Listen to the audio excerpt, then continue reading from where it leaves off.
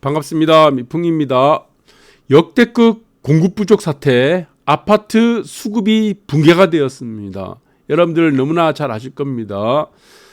그래서 사실은 시세란 거는 수요와 공급에 의해서 가장 큰 요인을 발휘하지만 공급이 많다고 해서 아파트 가격이 무조건 떨어지는 것은 아닙니다. 공급이 없다고 해서 무조건 아파트 가격이 오르는 것은 아니다. 그래서 많이 오르고 많이 내린 것이 시세의 사실은 가장 큰 요인이 되겠죠. 가격 메리트라는 부분들이 시세의 결정적인 요인이다. 그렇지만 큰 그림으로 보게 되면은 공급이 부족할 때는 우리가 장기적으로 봤을 때는 주택 가격은 상승을 했고 세종이나 대구처럼 공급이 많은 곳들은 지역별로 차이가 있겠죠. 가격이 하락을 해왔었다. 라고 보시면 됩니다. 그러나 전반적으로 보게 되면은 현재 상황은 역대급으로 공급이 부족한 시기입니다. 그리고 아파트 같은 경우는 수급이 완전히 붕괴가 되었습니다. 자, 여기서 우리가 이 부분들을 자세히 보도록 하겠습니다. 안경을 제가 빼서 안경을 다시 꼈습니다. 서울에 보시면은 역대급 공급이 역대급으로 나온다고 했는데 지금 대대적인 선전을 했었죠. 그래서 집값이 안정되고 있다. 사실 어느 정도 급매물이 나오면서 대출을 막아놨기 때문이죠. 나오고 있는 상황인데 우리가 근본적으로 좀 볼 필요가 있습니다. 서울이 지금 20만 가구나 부족하고 있습니다. 주택 수급이 8년 전으로 추락했다는 겁니다. 수급이 완전히 무너졌다는 얘기죠. 그러니까 수요에 비해서 공급이 턱없이 부족하다. 서울의 경우는 그래서 서울을 보니까 턱없이 이제 부족한 주택수가 나오죠. 역대급입니다. 지금 이게 지금 보시면은 공급이 부족한 만큼을 지금 도표로 나타낸 겁니다. 부족분. 우리가 보시면은 우리가 주택 같은 경우는 적정 공급량이 있습니다. 적정 공급. 우리 주택에 대한 적정 공급량의 가장 좋은 비율이 얼마입니까? 110%죠. 그런데 이 수급이 무너지다 보니까 적정 공급에서 오히려 더 마이너스가 돼버렸다. 그래서 지금 서울은 90% 초반 정도 된 것 같아요. 90이 안 되는 걸로 알고 있습니다. 그래서 이거는 아마 정확한 통계 수치는 집계가 나오는 대로 여러분들 아마 확인하실 수 있을 것 같아요. 전국적으로 한번 볼게요. 그래서 전국적으로 보겠습니다. 전국적으로 보면은 위에가 전국입니다. 이게 전국이고 여기는 수도권이고 그리고 여기는 서울입니다. 전반적으로 어떻습니까? 수급이 다 무너졌습니다. 그런데 여기서 예외인 곳이 있죠. 공급이 수요보다 많은 곳은 여기는 세종과 대구 이렇게 보시면 될 것 같아요. 그래서 세종과 대구 그리고 일부 지역들 외에는 지금 주택 수급이 완전히 무너져서 보급률 자체가 오히려 더 하락하는 상황이 와버렸다. 이유가 있을 겁니다. 이게 무슨 이유 때문에 이렇게 나오죠? 왜 수급이 완전히 무너졌죠? 자, 이유를 보니까 주택 공급 부족에 일반 가구 수 급증이 한몫을 했다는 겁니다. 가구 수가 늘어났다는 거죠. 예전에 우리가 이랬습니다. 할아버지가 있습니다. 할아버지. 그 다음에 할머니가 있습니다. 그 다음에 아빠, 엄마. 우리가 이렇게 살았죠. 엄마. 이렇게 살고, 그 다음에 오빠. 그 다음 동생. 그래서 한 가정에 우리가 6명이 살았어요. 그런데 지금 상황이 어떻게 됐죠? 할아버지 할머니 이혼을 한 겁니다. 그 할아버지 할머니가 이혼하니까 1+1이 된 거예요. 주택이 또 필요한 거죠. 따로 살아야 되니까. 엄마 아빠도 이혼을 한 겁니다. 그럼 1+1이 된 거예요. 그 다음에 오빠하고 동생도 있는데 이게 또 다시 이제 밖으로 나가서 사는 겁니다. 뭐 결혼해서 살든지. 그럼 지금은 어떻게 된 겁니까? 이제 한 채만 필요하던 시기가 지금 6채가 필요하게 된 겁니다. 6채가. 이것들이 또 이제 비대면 사회로 가고 또 지금 이제 만남이 좀 자유롭지 않잖아요. 그래서 뭐 왕래가 어려우니까 다 따로따로 살게 되고 이런 코로나 사태 때문에 이런 현상들이 또 더 벌어지게 된 겁니다. 그래서 이전에는 한 채만 있어도 살던 시기가 이제는 6채. 그럼 오빠하고 동생도 또 이혼을 해. 그럼 이것도 이제 한 채가 더 필요한 거죠. 또 한 채가 더 필요한 거예요. 그럼 이전에 한 채에서 이제 8채가 된 거예요. 8채. 자, 8채가 필요해졌다. 이것이 바로 일반 가구수 급증입니다. 그것이 2019년도 이후 2배가 늘었다고 합니다. 네, 저는 이것이 코로나 사태, 이 비대면 사회, 그리고 메타버스 사회, 그렇죠. 이 디지털 사회로 가면서 저는 가구 수는 계속 증가한다고 보고 있습니다. 이거는 전 세계적인 현상입니다. 우리나라만이 현상이 아니고. 그러니까 만날 필요가 없는 거예요. 서로 전부 다 만날 필요가 없는 거야. 그러니까 한마디로 가상 공간에서만 만나면 됩니다. 카톡에서 만나거나, 네, 다 따로따로 사는 겁니다. 다 따로따로. 집은 다 한 채씩 다 필요하게 된 거죠. 가상 공간에서 만나면 되니까. 그리고 마찬가지로 그래서 일반 가구 수 급증의 원인으로 현 정부의 세대 기준 세제를 또 꼽을 수 있다고 하죠. 네. 그러니까 이전에는 1가구 1주택, 1가구라는 말이 또 중요하게 된 겁니다. 1가구 1주택. 네. 우리는 부동산 세금은 원래는 인별과세입니다. 가구당 과세가 아니에요. 근데 인별과세를 해서 지금 이제 가구당 과세로 되다 보니까, 너 이제 다 찢어지자. 이래 된 겁니다. 또 대출도 어떻게 됐습니까? 대출도. 우리가 대출도 보시면은 아빠가 한 채 있고 엄마가 한 채 있는 상태에서 자녀가 내가 집이 없어. 자녀는 집이 없겠죠. 그러면 자녀가 집을 사려고 하는데 이게 세대당 기준이 되는 겁니다. 세대가 기준이 되는 거죠. 그래서 세대원 중에 주택을 한 채라도 갖고 있으면은 그 세대원 누구도 대출이 안 되는 겁니다. 그럼 떨어져 나가야 되는 거죠. 이 규제 때문에 이렇게 만들어진 겁니다. 그래서 우리가 부동산 세금의 세제 기준은 원래 인별과세였는데 지금은 가구당 과세로 지금 바뀌었고 대출도 세대원 중에 한 명이라도 집이 있으면은 대출을 다 중단을 시켜버린 겁니다. 그래서 이 부분이 굉장히 크다라고 저는 생각하고 이제 기사에도 이렇게 나오네요. 그래서 규제 강화 등이 꼽힌다 이렇게 보시면 되고 또 하나 요인들이 있습니다. 여러분들 정말 속으면 안 되는 게 지금 역대급 공급을 만들어낸다 이런 얘기를 많이 하잖아요. 근데 저는 이게 믿어질 수가 없습니다. 왜? 공공재개발이라든가 공공재건축 다 어떻습니까? 지금 상기 신도시 전부 다 어때요? 35% 기본적으로 35% 이상 임대주택을 깔아야 되는 겁니다. 그 부분이 하나 요인으로 작용하는데 자 이게 근본적인 이유는 저는 여기서부터 시작한다고 보고 있습니다. 여기서부터 2017년도에 우리가 파리대책, 공포의 파리대책을 발표를 했습니다. 여기서는 지금 중과가 들어가고 가장 큰 요지가 뭡니까? 투기와의 전쟁을 한다는 겁니다. 이 투기와 전쟁. 이것이 뭡니까? 네. 집을 가진 사람들은 이제 적폐가 되는 거예요.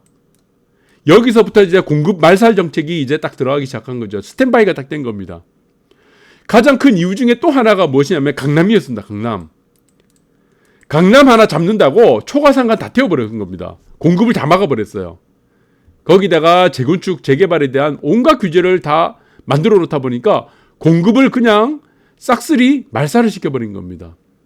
네, 여기서 이제부터 투기와의 전쟁을 한다는, 부동산과의 전쟁을 한다는 이 2017년도 파리 대책부터 시작해서 그 다음에 또 무엇이 됐습니까? 네, 710 대책, 여러분들 아시죠? 710 대책. 이건 2020년이고 그 전에 무엇입니까? 12.16 대책. 12.16 대책의 골자가 무엇이죠? 네, 여러분들 아실 겁니다. 19년도입니다. 19년도. 여기서는 한 채를 사서 만약에 아파트를 한 채를 사게 되면은 주택을 사게 되면은 1년 안에 팔면은 중과가 70%, 2년 안에 팔면은 중과가 60%, 중과를 다 때려 놓은 겁니다. 양도세 중과를. 그리고 720 대책에서도 마찬가지입니다. 중과를 다 때려 놓은 거예요. 아파트 팔지 말라는 겁니다. 무슨 공급이 나오겠습니까? 팔지 말라고 만들어 놨는데. 가진 사람도 팔지 못하게 만들고 아파트에 대한 신축도 공급을 다 막아놨는데 그러니까 어떻게 되겠습니까? 지금 주택 공급이 어떻게 되겠습니까? 공급이 세대수는 계속 증가하는데 공급은 다 틀어막아 버렸죠.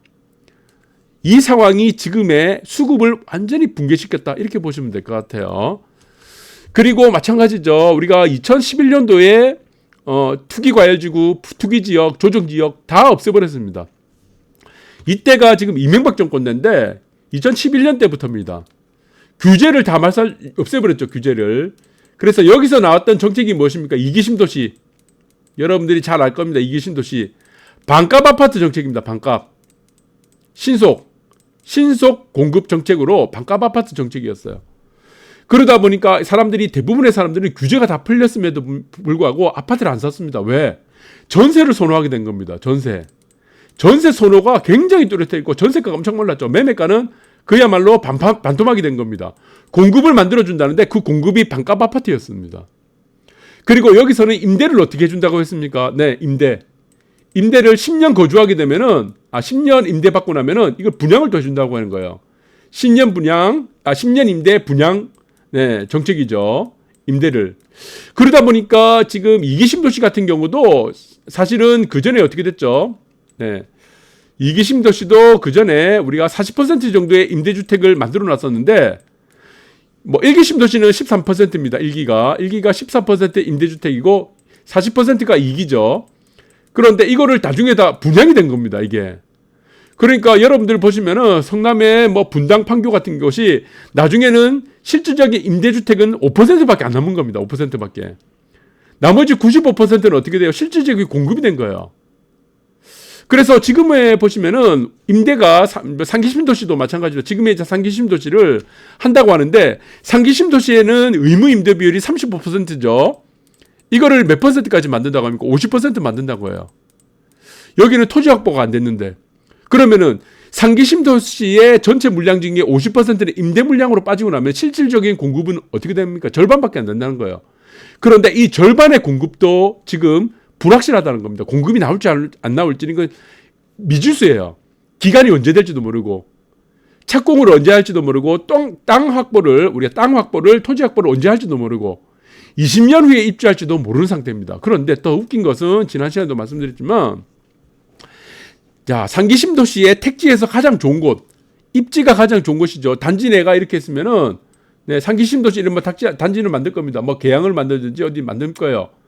왕숙을 하든지. 그러면 여기서 가장 입지가 좋겠죠. 메인 입지가 되는 곳이 있겠죠. 요 앞에나 뭐 여기 뭐 조망이 보이는 곳이 있으면은 여기를 다 어떻게 만든다는 겁니까? 여기를 임대로 만든다는 겁니다. 임대로. 네, 임대로 만든다는 거. 그래서 보시면은 상기심 도시에 척 적용을 한대요. 내년 하반기 제작 예정이라고 하는데 택지의 제일 좋은 자리를 임대주택으로 만든다는 겁니다. 이게 무슨 공급이죠? 여러분들. 안 되는 겁니다. 지금 공공개발해서 지금 역세권 공공개발한다. 어마어마하게 지금 이제 분위기를 띄고 있는데 그게 어떻게 됩니까? 40% 50% 임대. 이거는 공급이 아니죠, 이거는.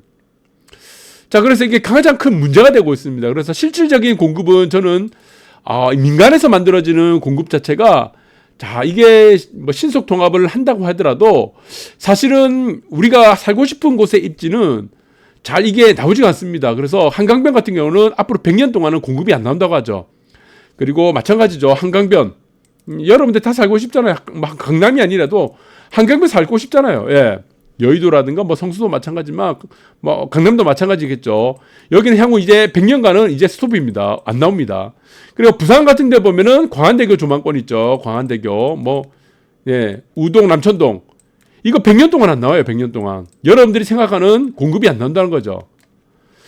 그래서 지금 개발될 수 있는 곳들 그리고 이 개발되고 있는 곳들의 민간에서 차원에서 이루어지는 개발되는 곳들도 사실은 여러분들이 생각하는 것만큼 이 사업이 얼마큼 잘 추진된지 모르겠지만 저는 그 공급 자체도 불확실하다 이렇게 보는 겁니다.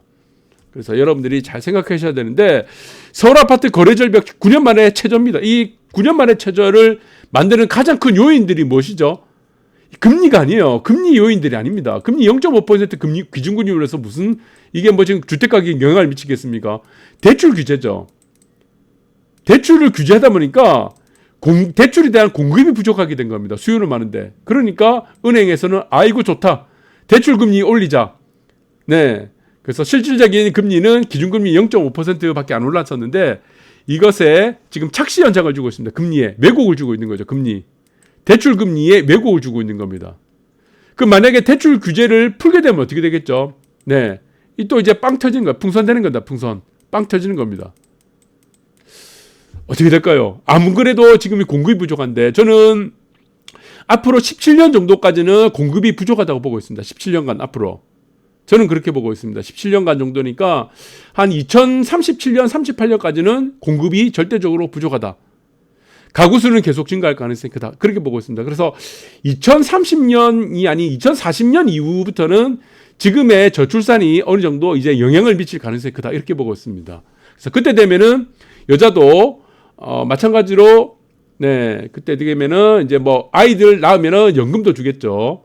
그리고 그때 되면은 여성들도 출산하지 않은 여성들에 대해서는 이제 국방의 의무, 사람이 없기 때문에 국방의 의무를 지기 때문에 출산율은 오히려 더 올라갈 가능성이 큽니다. 여성 한 명당 3명까지도 올라갈 가능성이 크다. 그것은 우리가 지금 생각할 문제가 아닙니다. 네, 그렇게 보시면 되고, 집값 떨어진다, 올해도 오를 거, 상반된 의견들이 굉장히 많습니다. 이거 의미 없어요. 여러분들이 집값이 떨어지든 올라가든 스트레스 안 받는 곳으로 가세요. 한정된 입지. 그게 제일 좋은 방법이고, 사실은 여러분들이 집을 한 채 산다는 거는 집값이 오르고 내리고 오르는 것에 무슨 의미가 있습니까? 보금자리를 만드는 것이지. 결국에는 물가 상승률, 지금 같은 물가 상승은 저는 이것이 단기간에 끝난 문제가 아니라고 보고 있습니다. 네.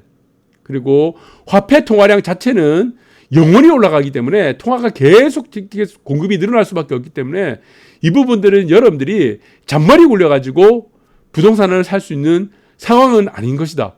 그래서 여러분들이 능력되면은 사는 거고, 그리고 대출 규제가 만약에 풀린다 그러면은 그때 되면은 어떻게 되겠습니까? 마찬가지예요.